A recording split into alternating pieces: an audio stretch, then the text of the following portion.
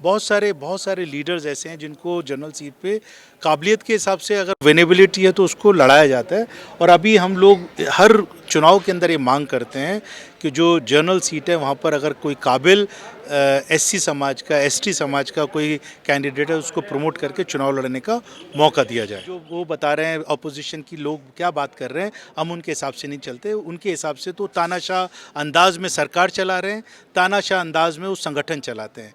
Party के अंदर अगर इंटरनल डेमोक्रेसी नहीं होती तो ये चुनाव नहीं होता। वहाँ पर फैसला सोनिया गांधी जी या राहुल गांधी जी किसी का भी कर सकते थे और उसको सब मान लेते। आरएसएस की विचारधारा है जो संविधान को ख़त्म करने वाली विचारधारा है, हम उसके लिए पूरी तरीके से संगठन को मजबूत करेंगे उनके नेतृत्व में। और आज उन्होंने अपने भाषण में भी कहा कि आज संविधान की रक्षा करने की ज़रूरत है। मैं इस समय कांग्रेस दफ्तर में हूं, देश की सबसे पुरानी पार्टी, लेकिन वो सबसे बुरे वक्त में है जब लोकसभा में उसकी सबसे कम संख्या है, स्टेट में उसके सबसे कम सरकारें हैं। और ऐसे मौके में एक बार और दौर था जब बाबू जगजीवन राम अध्यक्ष बने थे और अब मल्लिकार्जुन खड़गे शेड्यूल कास्ट कम्युनिटी से आते हैं। क्या कांग्रेस अपने ग्रास रूट वोटरों की तरफ लौट रही है? और मेरा सवाल वही रहेगा कि क्या SC ST जिसकी संख्या लगभग 25% से ज़्यादा है उनको जनरल सीटों पर भी टिकटें मिलेंगी? मेरे साथ राजेश लिलौटिया हैं, SC ST डिपार्टमेंट के चेयरमैन हैं। आप सब जानते हैं, किसी परिचय के मोहताज नहीं हैं। बड़ी जिम्मेदारी है आप लोगों को दी गई है। किस तरह का मतलब कैसा महसूस कर रहे हैं आज? देखिए, खुशी का माहौल है और सबसे इम्पॉर्टेंट चीज़ है कि जो साधारण परिवार से आए थे, जो संगठन के ब्लॉक अध्यक्ष थे, वहाँ से सफ़र तय करके मल्लिकार्जुन खड़गे जी आज कांग्रेस पार्टी के राष्ट्रीय अध्यक्ष बने हैं। इससे बढ़िया और इससे खुशी का मौका कोई दूसरा नहीं हो सकता। दूसरी बात ये कहना चाहूँगा कि कांग्रेस पार्टी के अंदर ही ये चीज़ संभव है। ये भारतीय जनता पार्टी में हो या किसी और राजनीतिक पार्टी हो, उसके अंदर ये वाली चीज़ संभव नहीं है। ये कांग्रेस पार्टी के अंदर इंटरनल डेमोक्रेसी है जहाँ पर हर वर्ग के व्यक्ति को यहाँ तक पहुँचने का मौका मिलता है। जहाँ तक अभी आपने एक और बात कही कि क्या कांग्रेस पार्टी दोबारा से अपने जो ट्रेडिशनल वोट बैंक है उनकी तरफ जा रही है। कांग्रेस पार्टी हमेशा उनके साथ में जुड़ के रही है। चुनाव के नतीजे कभी फेवर में हो सकते हैं, कभी खिलाफ हो सकते हैं।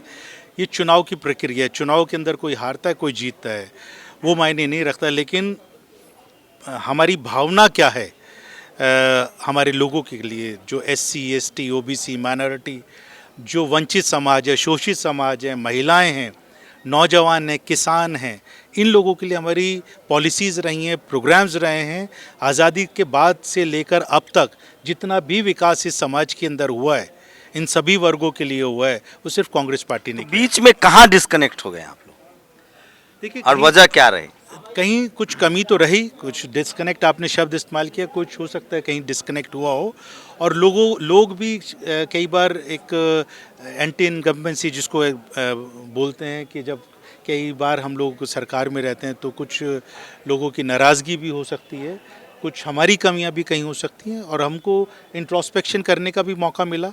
जब अभी अगर हम आज विपक्ष में हैं तो हमको आत्मचिंतन करने का मौका मिला, आंकलन करने का मौका मिला और उसके अंदर सुधार लाने के लिए ये पूरी प्रक्रिया चल रही है। सर, ये सवाल है, तमाम इंटेलेक्चुअल्स कह रहे हैं कि जब कांग्रेस सत्ता में रहती है तो SC ST OBC माइनॉरिटी की लीडरशिप को उतनी पूछ नहीं है, उतना जगह नहीं मिल पाता है। नहीं, ऐसी बात नहीं है। कौन लोग कह रहे हैं मैं उसके ऊपर नहीं जाना चाहता हूँ।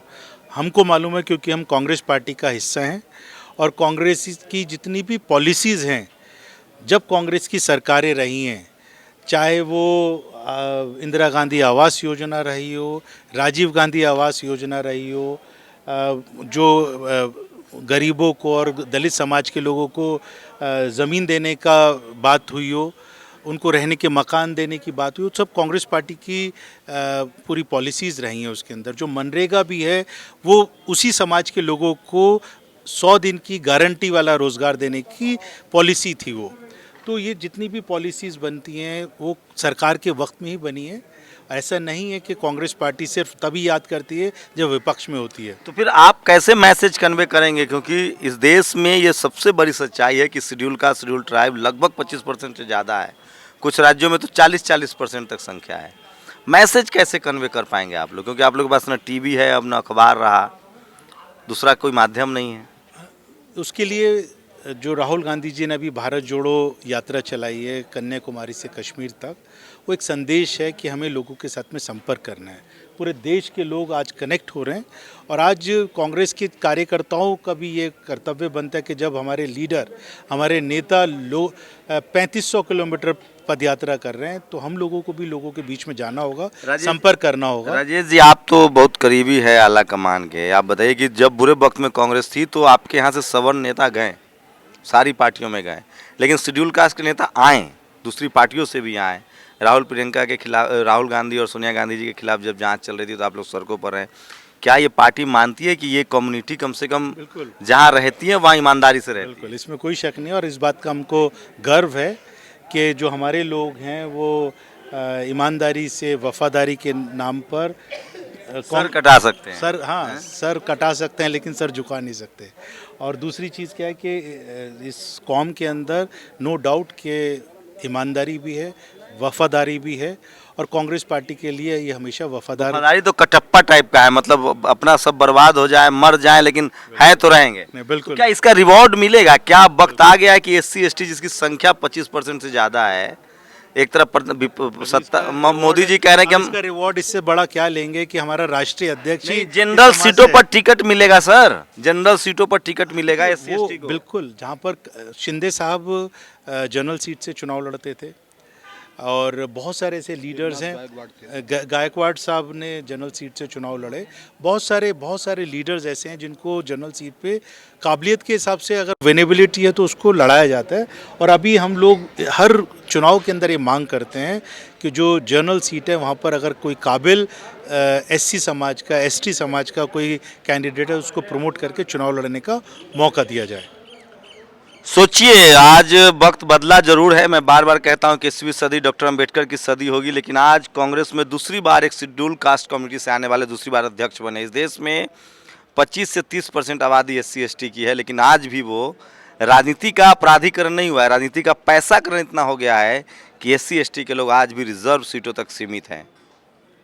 क्या ये धारणाएँ टूटेंगी? मल्लिकार्जुन खड़गे का ट्रैक रिकॉर्ड बहुत बड़ा है, बहुत मजबूत नेता माने जाते हैं। लोग कह रहे हैं कि क्या वो दबाव में रहेंगे या खुल के काम करेंगे? लोग कह रहे हैं कि वो दबाव में, क्या लगता है खड़गे जी खुल के काम कर पाएंगे? कुछ लोग, अपोजिशन कह रहा है कि वो एक मतलब सिंबॉलिक हैं, दबाव में रहेंगे। अपोजिशन की बात मत कीजिए, अब अपोजिशन जो सत्ता पर, जो आपके अपोजिशन वाले हैं, हमारी ऑपोजिशन कौन है? बीजेपी। तो बीजेपी के हिसाब से हम राजनीति थोड़ी ना करेंगे, या संगठन की मजबूती का काम हम भारतीय जनता पार्टी के मुताबिक नहीं करेंगे। उनका जो राष्ट्रीय अध्यक्ष है, आपको मालूम है कि उसकी क्या स्थिति है उसकी पार्टी के अंदर। हमारी पार्टी के अंदर अगर हमको इंटरफेयर करना होता सोनिया गांधी जी को या राहुल गांधी जी को, तो एज इट इज़ कंटिन्यू कर सकते थे। उनका बड़ा उसको समझने की ज़रूरत है कि राहुल गांधी जी ने फैसला लिया कि मैं प्रेसिडेंट पद पे नहीं रहूँगा, उन्होंने वहाँ से इस्तीफ़ा दिया और उसके बाद में सब लोगों ने कोशिश की कि उनको मनाया जाए, वो नहीं माने। उन्होंने बोला नहीं, उसका जो एक प्रक्रिया है, जो कॉन्स्टिट्यूशन, संविधान कहता है हमारा कांग्रेस पार्टी का, उसके हिसाब से चुनाव होना चाहिए और इस बार वो चुनाव हुआ। तो चुनाव होने के बाद में जो अभी राष्ट्रीय अध्यक्ष बने हैं, आप देखिएगा कि वो खुद सक्षम हैं, बहुत उनको एक ऑर्गेनाइजेशनल एक्सपीरियंस है। प्रेसिडेंट रहे हैं, PCC प्रेसिडेंट रहे हैं, जनरल सेक्रेटरी रहे हैं, ब्लॉक प्रेसिडेंट रहे हैं, विभिन्न पदों पे रहे हैं, CLP हमारे उसके CLP के लीडर रहे हैं, leader of opposition Rajya Sabha, leader of opposition Lok Sabha रहे हैं, तो उनको एक अपना एक्सपीरियंस है। और हमारी कांग्रेस पार्टी के अंदर कभी भी इस तरीके की इंटरफेरेंस नहीं होती है। उसके लिए CWC है, जो आला कमान है, वो बैठ के कई चीज़ों पे ओपन डिस्कशन करता है। कुछ लोग उसका असहमति जताते हैं, कोई सहमति जताते हैं, उसके बाद में जो मेजॉरिटी होती है उसके हिसाब से फैसले लिए जाते हैं। ये पार्टी का एक हमारा इंटरनल सिस्टम है जो डेमोक्रेटिक है। तो इसके अंदर जो वो बता रहे हैं अपोजिशन की लोग क्या बात कर रहे हैं, हम उनके हिसाब से नहीं चलते। उनके हिसाब से तो तानाशाह अंदाज में सरकार चला रहे हैं, तानाशाह अंदाज में वो संगठन चलाते हैं।